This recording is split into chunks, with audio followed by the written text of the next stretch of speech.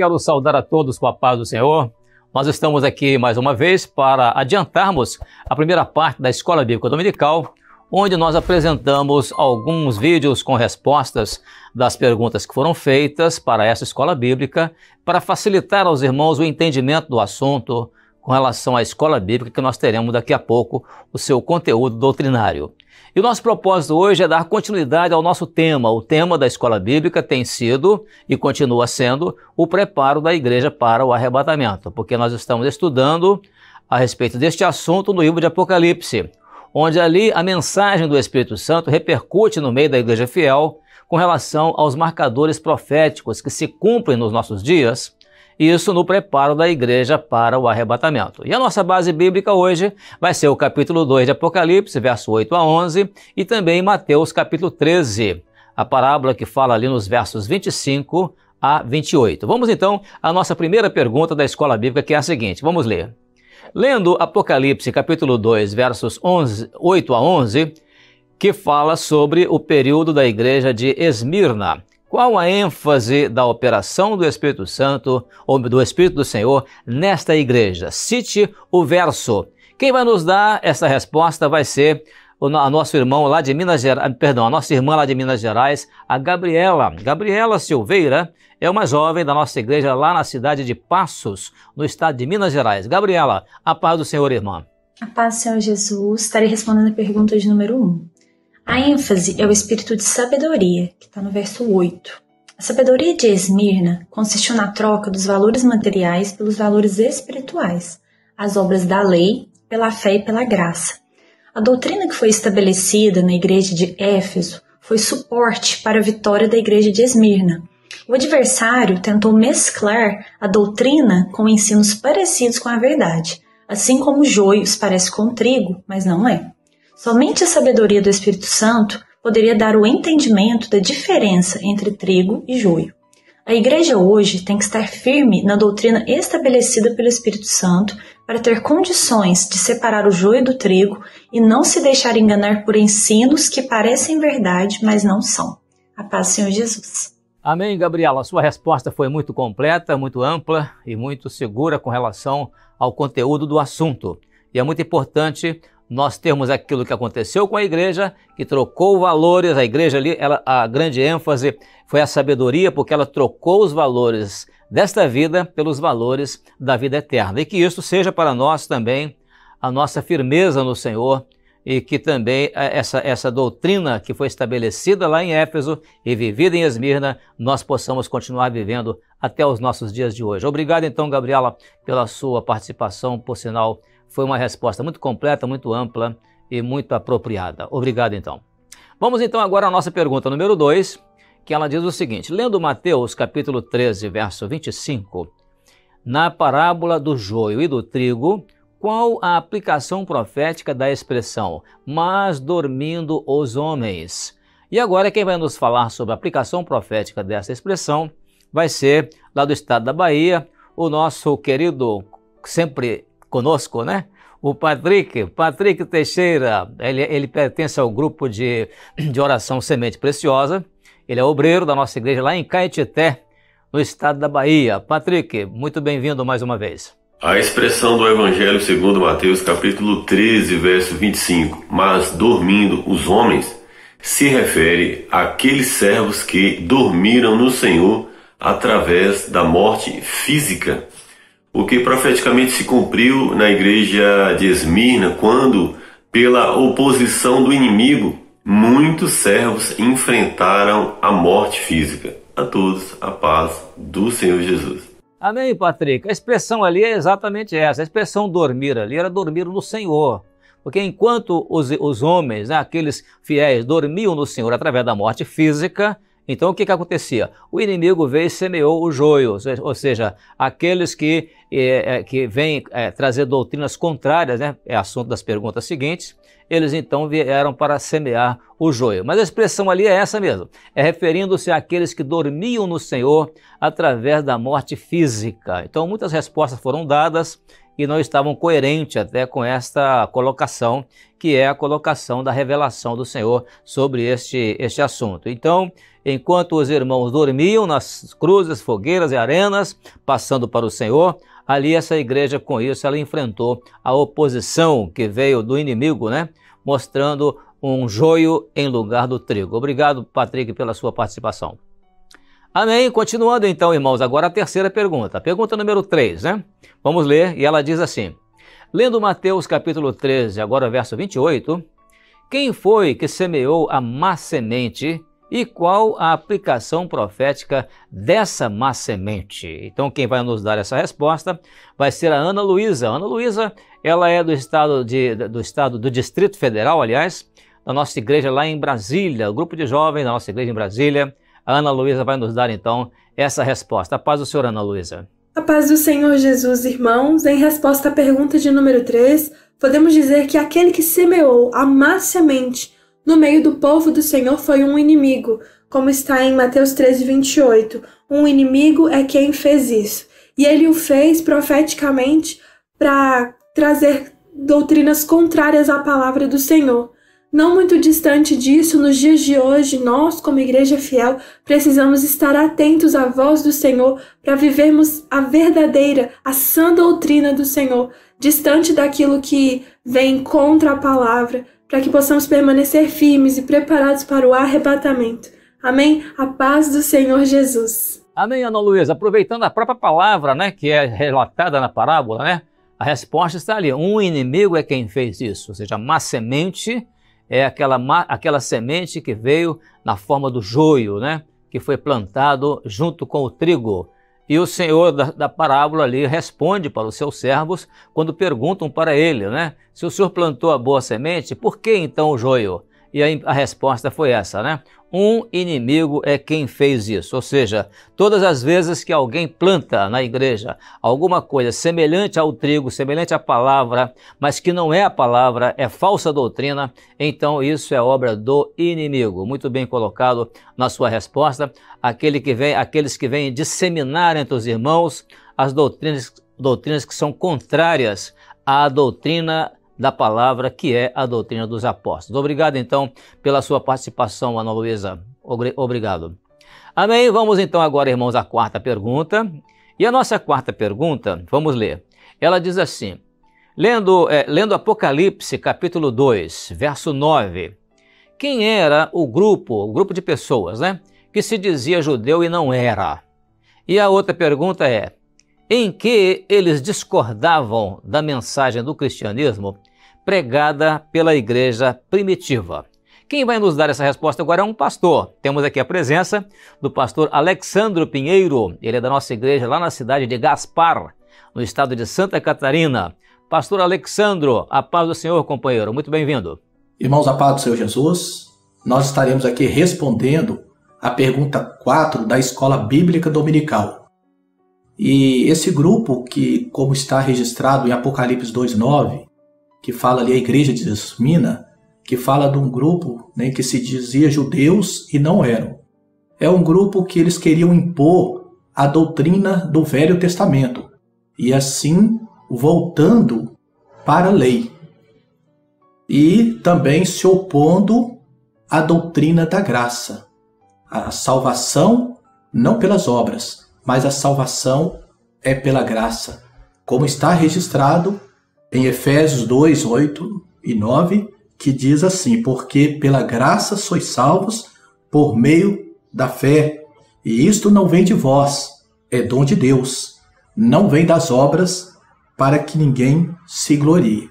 Amém? Que Deus abençoe a todos, a paz do Senhor Jesus. Amém, Alexandro. Veja que aqueles que diziam ser judeus e não eram, ou seja, eles queriam impor a doutrina do Velho Testamento, no meio dos cristãos. Então, a salvação, do conceito de salvação do Velho Testamento, não tem sentido para o Novo Testamento. A salvação é pela graça, né? E não pelas obras da lei. Então, o apóstolo Paulo chega a dizer, todo aquele que justificar pelas obras da lei, não há salvação para aquele que justificar-se, né, pelas obras da lei. Então, realmente, eram aqueles que queriam impor as doutrinas do Velho Testamento e muitas vezes até querer levar os irmãos a voltar aos rudimentos, né, do Velho Testamento, e isso era, portanto, o que caracterizava ali aquele grupo que se dizia judeu e não era. E também era nesse ponto que eles discordavam, impondo doutrinas que eram contrárias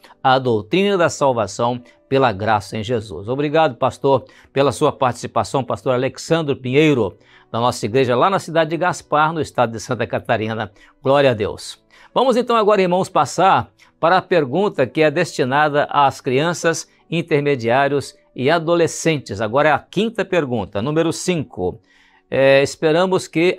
número 5, que ela diz assim, lendo Apocalipse capítulo 1, verso 3, compare com o que está escrito em Mateus 13, verso 23, e responda o que a parábola nos ensina sobre a importância de ouvir e praticar a palavra de Deus. Então, vamos ter agora duas respostas. Uma primeira resposta vem da Itália, dos nossos queridos irmãos ali, da classe de intermediários, da nossa igreja em Torino, igreja do pastor Fernando Catani. Ele, então, enviaram então essa resposta. E logo depois vamos para o estado do Amapá, onde ali a Noami Vitória, da classe de intermediário da nossa igreja na capital do Amapá, né? A cidade de Macapá. E depois, no estado de Minas Gerais, vamos ver que maravilha a Antonella, naquela idade tão pequenininha, criança ainda, da igreja de Uberlândia, no estado de Minas, vai também nos dar uma resposta muito linda, muito maravilhosa. Leggendo Apocalisse capitolo 1, versetto 3, fai un paragone con ciò che sta scritto in Matteo, capitolo 13, versetto 23 e risponda. Cosa questa parabola ci insegna sull'importanza di ascoltare e mettere in pratica la parola di Dio? Beato chi legge e beati quelli che ascoltano le parole di questa profezia e fanno tesoro delle cose che vi sono scritte, perché il tempo è vicino. Quello invece seminato nella terra, buono è colui che ode la parola e la comprende. Egli quindi porta del frutto e rende il 100, il 60 e il 30 per uno. Quando mettiamo in pratica la parola di Dio, siamo benedetti, felici e portiamo molti frutti al Signore. 100, 60, 30 per ognuno di noi. Pace del Signore Gesù. Quem são os bem-aventurados? Irmão, sou aquele que lê, ouve e guarda. E o que é a boa terra? Boa terra é o nosso coração. Quando essa boa terra é semeada, o que acontece? O bom fruto nasce. A paz do Senhor Jesus. Amém. O que nós vamos gravar? A fruta da vida. Lendo Apocalipse, capítulo 1, verso 3, compare com o que está escrito em Mateus, capítulo 13, verso 23, e responda o que a parábola nos ensina sobre a importância de ouvir e praticar a palavra de Deus. Aqueles que ouvem e praticam a palavra de Deus.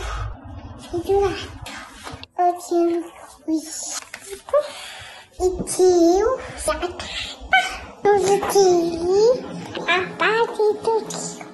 Amém, Antonella? Que maravilha, né? Na sua idade, tão tenra, tão pequenininha, né? Tão criança, dá uma resposta assim tão maravilhosa, né? Aquele que ouve e pratica a palavra de Deus, ele é mesmo, é bem-aventurado, porque ele produz frutos, né? E Deus se agrada muito dele, né? Que resposta muito bem colocada, muito bem dada pela nossa querida Antonella Veloso, da classe de crianças, da nossa igreja em Uberlândia, no estado de Minas Gerais. Depois, lá no estado do Amapá, que maravilha, a Noami falando ali da resposta, acompanhando direitinho cada pergunta feita pela professora e ela com a resposta já prontinha para poder responder, né? Na verdade, respondendo ali muito bem.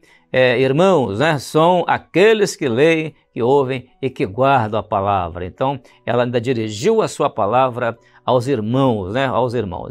E na verdade, a boa terra é aquela terra representada pelo nosso coração, não é, Noemi? Realmente é uma resposta muito bem colocada que você deu, né? Glória a Deus. E que o bom fruto, né, da boa terra, esse bom fruto ele nasce, né? Toda vez que essa terra é semeada a semente nela, nasce ali o bom fruto, porque é boa terra. Muito maravilhoso isso. E o nosso grupo de crianças da Itália, muito bem ali, cada uma na sua própria vez, lendo os textos bíblicos e também dando as respostas, muito bem colocado em cada uma das colocações feitas ali, seja pelo Samuel, né? A Helena é a professora, a irmã Helena, a professora.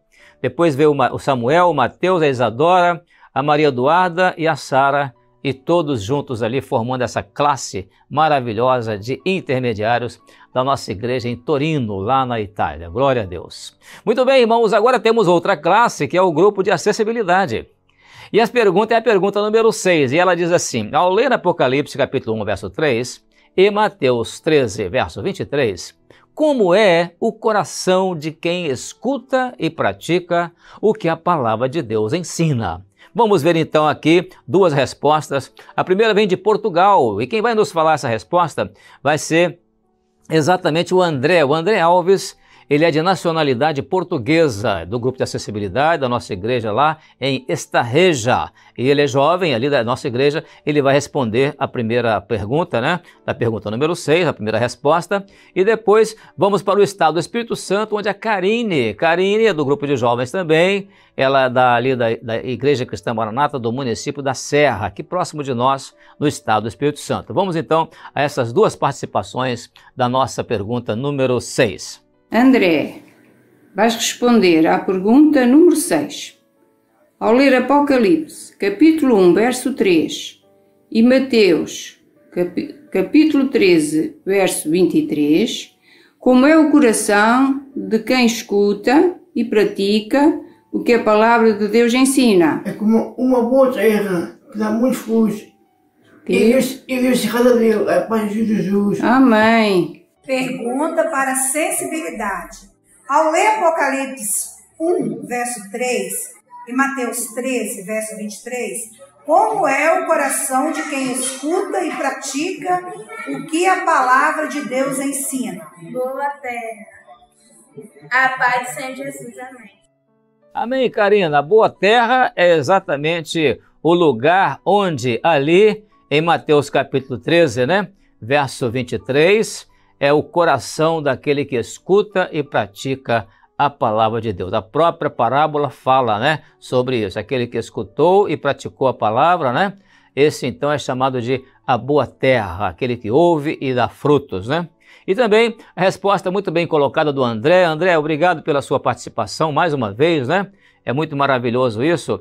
Ele respondendo que é como a boa terra, ou seja, como é o coração. Esse coração é como a boa terra, que dá muito fruto, né, muitos frutos, e por dar muitos frutos, né, André, Deus se agrada dele, né? Muito bem colocado na resposta dada pelos nossos irmãos, né, do grupo de acessibilidade. Agora sim, para finalizar, eu quero chamar a sua atenção, para prestar atenção agora em algumas respostas dadas também pelos bebês da igreja. Nós temos uma classe de 0 a 3 anos de idade, e incluindo as gestantes, as irmãs gestantes, e essa classe nós vamos ter a representação dela na Escola Bíblica Dominical também. E hoje nós vamos ter primeiramente, o primeiro bebê que vai falar é do estado do Espírito Santo, é a Melissa Salles, é de uma das nossas igrejas no município da Serra. Ela vai nos dar também uma pequena resposta da pergunta que foi feita para as crianças.